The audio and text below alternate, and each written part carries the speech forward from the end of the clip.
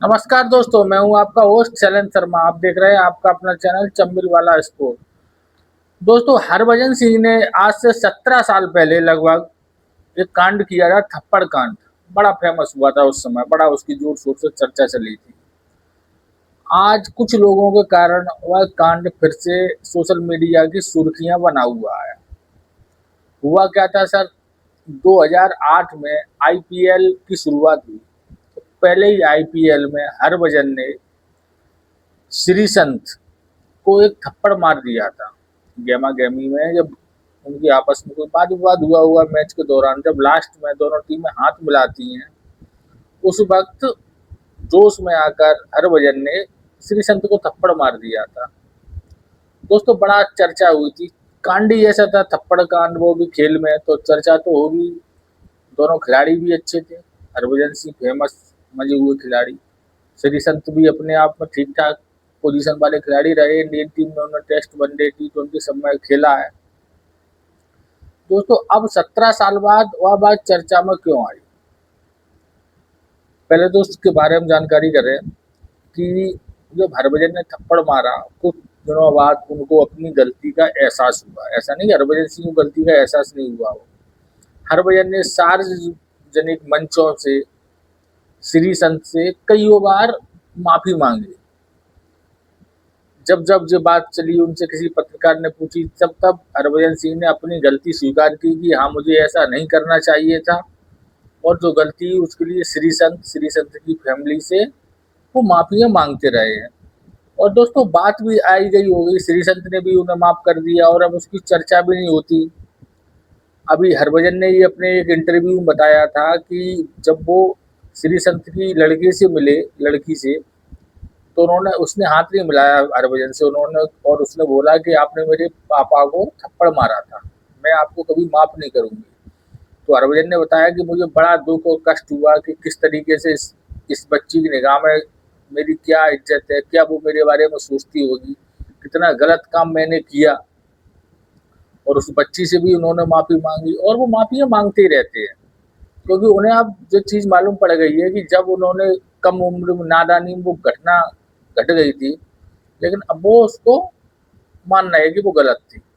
अब दोस्तों, वो हुआ क्या अब कि जो थप्पड़ हरभजन ने मारा था, उसका कोई भी वीडियो रिकॉर्डिंग अभी तक सामने नहीं आई थी। केवल श्रीसंत रोते हुए दिखाए गए थे, जो वीडियो आते थे, फुटेज उस कांड के, लेकिन थप्पड़ मारते हुए कभी नहीं आया। क्योंकि जब मैच खत्म हो गया था, लोग बाग लास्ट की हाथ हाथ मिलाते तब की बात है।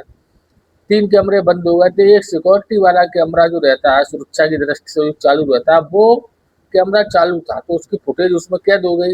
लेकिन उसको कभी सबको दिखाने के लिए सोशल मीडिया वगैरह पर उसको प्रसारित नहीं किया गया। उस समय इसके आईपीएल के जो प्रमुख हुआ करते थे, सर्वे सर्वा, वो तो ललित मोदी जी। अब ललित मोदी जी भी, उसके बाद उन पर भी आरोप लगे मनी लॉन्ड्रिंग के, हवाला द्वारा पैसा बनाने के लिए उन पर केसेस कायम हुए, तो वो भारत छोड़ के भाग गए।